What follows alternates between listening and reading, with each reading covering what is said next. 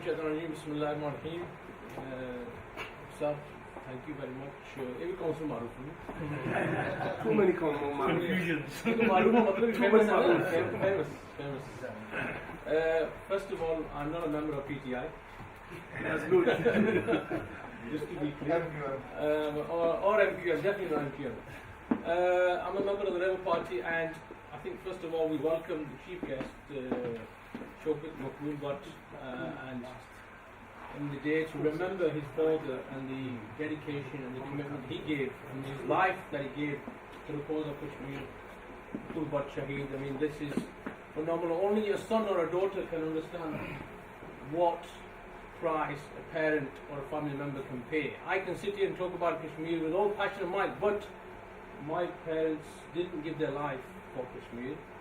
My father did work in Jammu Kashmir. He was actually there in the 40s when the partition took place, so he left a day or two before.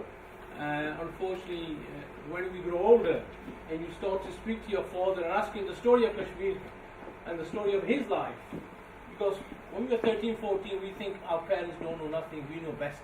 But it's still when you become 25 and 26 and 27, then you realize maybe I should have a conversation with my father and find out what his life was like, what was the Kashmir story. But unfortunately, when I came back in my final year of university, he suffered a stroke and I couldn't ask him those stories, but I managed to get the stories from my mother and from my family members about how he lived in Kashmir and the travelling he did, and he was in Jammu at the time when many of these issues were occurring. This is a very complicated subject. It has a long history. I don't want to go into a lot of those details and a lot of those implications, but what I will say is that the history of Kashmir must never be forgotten. We don't want the history of Kashmir just to be remembered by the people here and the old elders. We need to make sure that our children also remember the history of Kashmir, where Kashmir came from, and the fight and the struggle that the Kashmiri people had to go through to get to this situation. For someone to give their life for a cause which is fair and honest and just. Because let's be honest, to discuss the issue of Kashmir in the West today is to start a debate about terrorism and corruption, you know. It's very difficult when you've got a fair and honest campaign on one side about a fight for freedom, and they try and link that to a fight of terrorism or Al-Qaeda, and in between the cause and the message gets lost. So we need to be clear about the fight for freedom. This isn't a fight for extremism or religious ideology. This is a fight for fairness, honesty and justice. And that's what we also must remember at all the time. So if anybody challenges you to say that at the moment you have terrorist training camps or you have terrorists fighting on the border of Kashmir, be straight and be honest. Because if that was happening in this country or anywhere in Europe, I'm pretty sure exactly the same thing would happen. And exactly the same happened in France. When the French resistance were fighting the Germans, they were fighting an illegal occupation against people who took over their country. And that's what the bottom line is. So we need to remember the reason why we are fighting and where we want to get to.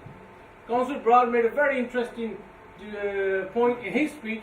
What is the vision? It's okay for me to stand here and talk very passionately about the Qurbanis and the honesty and the dedication of all the people that have been before me and the speakers here, because everybody in this room is of like mind. Nobody here disagrees that the people of Kashmir should not get their freedom. Everybody agrees that the people of Kashmir should get their freedom. But how are we going to get that freedom?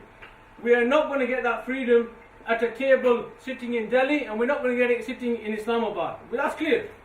That freedom is going to come from the people of Kashmir demanding their right to self-determination for what they want, nothing more and nothing less.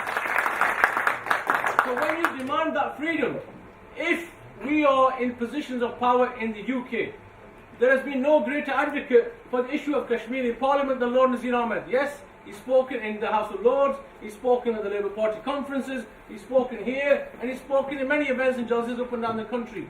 But we need more people with that kind of vision. People who are not scared to speak out. Trust me, a lot of politicians, when it comes to Palestine or Kashmir, they are scared. They don't want to speak. I've been to Palestine, I've been to the West Bank, I've been to Ramallah and Hebron. I've had Israeli soldiers put their guns to my head. But you know what? It was my dream to go there and to see firsthand So when I come back and speak to people, I speak from a position of knowledge and understanding of what the people of Palestine are going through. Similarly, we are from Kashmir, but actually, are we from Kashmir? When was the last time some of you have actually went to Kashmir and talked about the issue of Kashmir? How much interest do the people of Kashmir live in Kashmir have about the fight for freedom? Because when there's poverty and corruption, the issue of freedom is not the most important issue in their mind. The most important issue is to deal with that corruption and to actually deal with that poverty. So we need to make sure we uplift the whole country. When Kashmir becomes a powerful nation for the economy is concerned, that's when the issue of Kashmir can rise to the top. Because at this moment in time, the people that actually win a fight for freedom are those that have the money. Yes, the countries that have the money, the business people who are prepared to put the investment into that country, the economic trade that we can do with Kashmir, that's how we decide we're going to actually move away from that. And I will just finish on, because we all want to, I see the list is quite long. So I just want to finish on a couple of points here. Please, if you don't know the history, my cousin's here from the north to the Cume, he knows a lot of that history of Kashmir as well, and Shamas here as well on the Kashmir broadcasting channel when he used to broadcast, puts that across. We need to understand the history and the facts so we can educate our children, number one. Number two, if you have the wealth, if you have the ability and you've got the connections, please use them in the way of Kashmir by highlighting that cause. Whether it's through a poster, whether it's through a magazine, whether it's through a TV station, or whether it's through a function here in gatherings, educate the people. Understand. Why would anybody want to give Kashmir freedom? There is no oil well in Kashmir. There is no nuclear uranium plant under the ground in Kashmir that people want to find. We need to find our unique selling point. So the people of Kashmir need to make sure they get into positions of power, positions of respect, and they can educate those people. That would be the simple message from me here, that we can all go away and give. But the last thing I would say to you is, don't need to convince me about the issue of Kashmir. I don't need to convince you about the issue of Kashmir. You need to convince the policy makers. You need to convince the people out there in the big establishments about the freedom for Kashmir. Whether you like it or not, at this moment in time, no Muslim country is going to come to the aid of Kashmir. No Muslim country. Saudi Arabia, the GCC, Oman, Qatar, UAE are continuously and consistently doing multi-billion-dollar deals with India. Yes? Multi-billion-dollar deals with India.